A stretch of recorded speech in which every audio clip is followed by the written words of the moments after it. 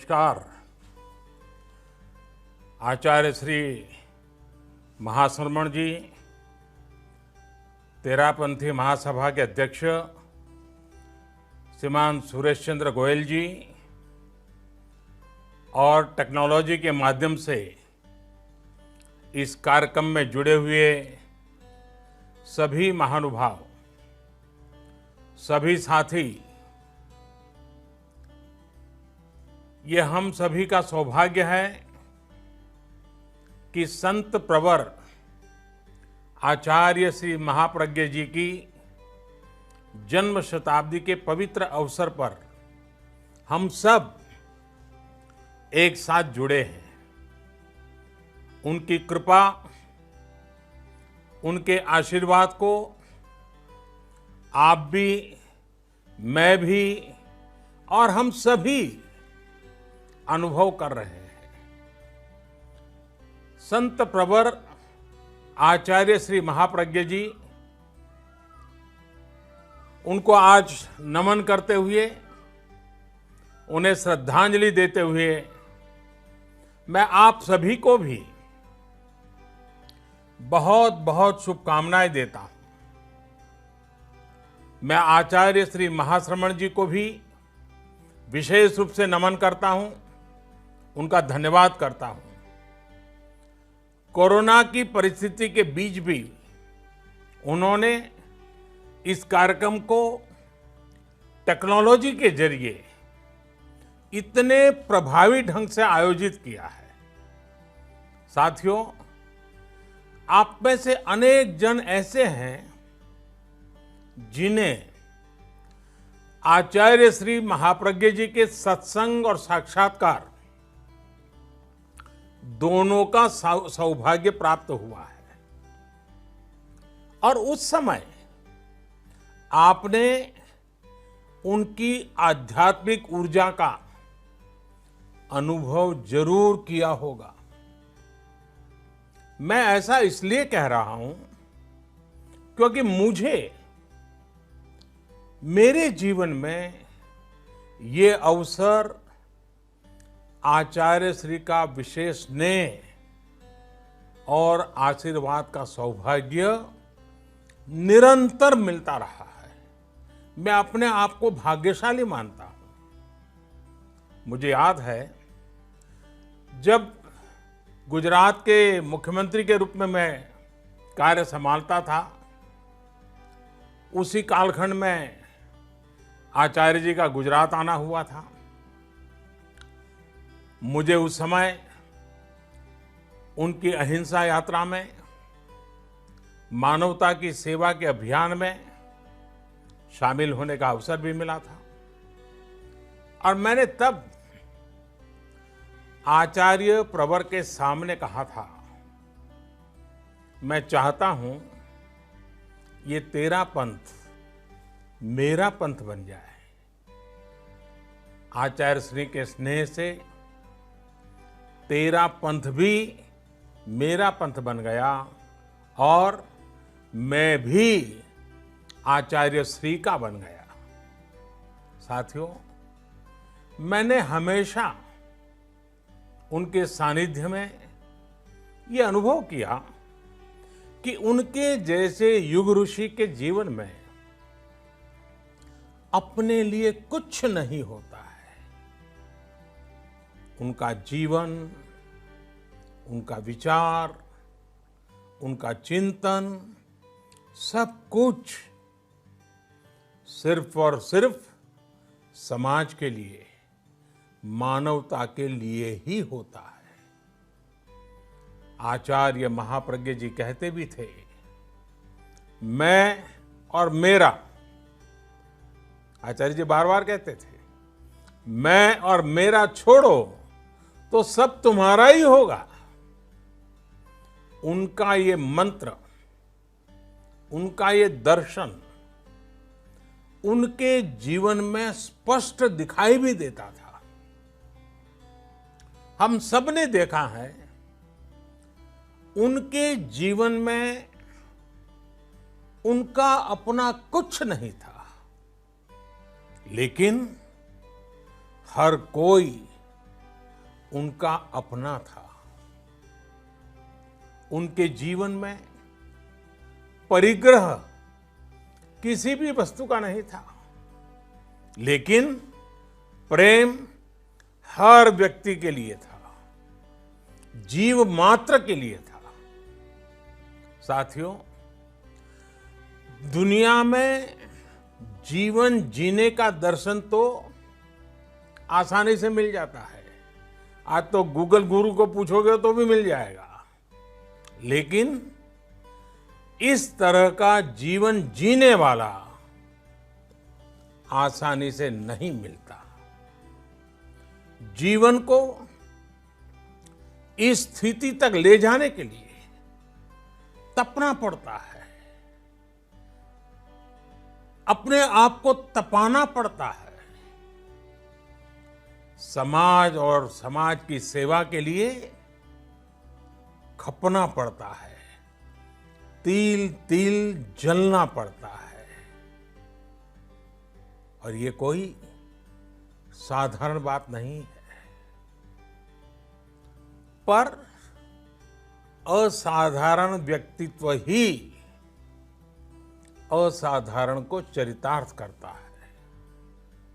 तभी तो राष्ट्र कवि रामधारी सिंह दिनकर जी कहा करते थे कि आचार्य महाप्रज्ञ जी आधुनिक युग के विवेकानंद है। इसी तरह दिगंबर परंपरा के महान संत आचार्य विद्यानंद जी महाप्रज्ञ जी की तुलना जब करते थे तो कहते थे कि डॉक्टर सर्वपल्ली राधाकृष्णन जी उनकी याद दिलाते हैं, उनकी बराबरी से सोचते थे। आचार्य महाप्रज्ञ जी ने जो साहित्य रचना की,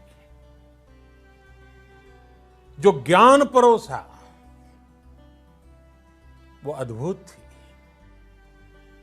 हमारे श्रद्धेय अटल बिहारी वाजपेयी जी, जो खुद भी साहित्य और ज्ञान के इतने बड़े पारखी थे, वो अक्सर कहते थे कि मैं आचार्य महाप्रज्ञ जी के साहित्य का,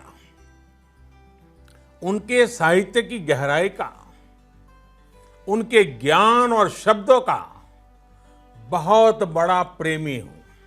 ये वाजपेयी जी कहते थे। वाणी की सौम्यता, मंत्र मुग्ध करने वाली आवाज, शब्दों के चयन का संतुलन,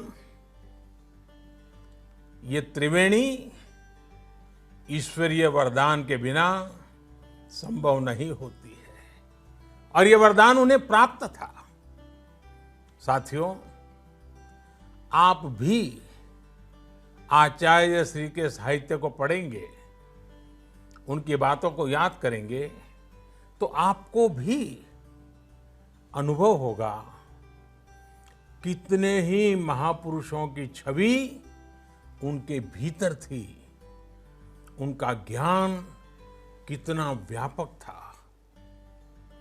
उन्होंने जितनी गहराई से अध्यात्म पर लिखा है, उतना ही व्यापक विजन उन्होंने फिलॉसफी, पॉलिटिक्स, साइकोलॉजी और इकोनॉमिक्स जैसे अनेक विषयों पर भी दिया है। इन सब्जेक्ट्स पर महाप्रज्ञ जी ने संस्कृत, हिंदी, गुजराती, इंग्लिश में 300 से ज्यादा किताबें लिखी हैं। और आपको उनकी वो पुस्तक तो याद होगी, और नहीं है तो याद कर लेना चाहिए। और मैं तो रेकमेंड करता हूं उसे बार बार पढ़ना चाहिए। The family and the nation. ये किताब महाप्रज्ञ जी ने डॉक्टर एपीजे अब्दुल कलाम जी के साथ मिलकर लिखी थी। एक परिवार सुखी परिवार कैसे बने, एक सुखी परिवार एक समृद्ध राष्ट्र का निर्माण कैसे कर सकता है, इसका विजन इन दोनों महापुरुषों ने इस किताब में दिया है। मुझे वो दिन भी याद है जब मुख्यमंत्री कार्यकाल में अब्दुल कलाम जी जब गुजरात आए थे, तब मैं भी उनके साथ आचार्य प्रवर के दर्शन के लिए गया था और मुझे एक साथ दोनों महापुरुषों के सानिध्य का सौभाग्य मिला था। दोनों की एक साथ उपस्थिति में मैंने प्रत्यक्ष अनुभव किया कि हमारे यहाँ एक ऋषि किस तरह वैज्ञानिक दृष्टि रखता है और एक वैज्ञानिक किस तरह से ऋषि प्रेमी हो सकता है। महाप्रज्ञ जी के बारे में डॉक्टर कलाम कहते थे, उनके जीवन का एक ही उद्देश्य है, वॉक, एक्वायर एंड गिव, यानी कि सतत यात्रा करो, भ्रमण करो, परिव्राजक, ज्ञान अर्जित करो और जो कुछ भी जीवन में है वो समाज को दे दो। साथियों, महाप्रज्ञ जी ने अपने जीवन में हजारों किलोमीटर की यात्रा और पदयात्रा की। अपने अंतिम समय में भी वो अहिंसा यात्रा पर ही थे। वो कहते थे, आत्मा मेरा ईश्वर है, आत्मा मेरा ईश्वर है, त्याग मेरी प्रार्थना है, मैत्री मेरी भक्ति है, संयम मेरी शक्ति है और अहिंसा मेरा धर्म है। इस जीवन शैली को उन्होंने खुद भी जिया और लाखों करोड़ों लोगों को भी सिखाया। योग के माध्यम से लाखों करोड़ों लोगों को उन्होंने डिप्रेशन फ्री लाइफ की कला सिखाई। ये भी एक सुखद संयोग है कि एक दिन बाद ही अंतर्राष्ट्रीय योग दिवस भी है। हमारे लिए ये भी एक अवसर होगा कि हम सब सुखी परिवार और समृद्ध राष्ट्र, जो महाप्रज्ञ जी के स्वप्न को साकार करने में हम सब मिलकर के योगदान दें। उनके विचारों को घर घर तक, समाज के हर तबके तक हम पहुंचाएं। साथियों, आचार्य महाप्रज्ञ जी ने हम सबको एक और मंत्र दिया था और उनका ये मंत्र था, स्वस्थ व्यक्ति, स्वस्थ समाज, स्वस्थ अर्थव्यवस्था। आज की परिस्थिति में उनका ये मंत्र हम सबके लिए बहुत बड़ी प्रेरणा है। आज देश इसी मंत्र के साथ, आत्मनिर्भर भारत के संकल्प के साथ आगे बढ़ रहा है।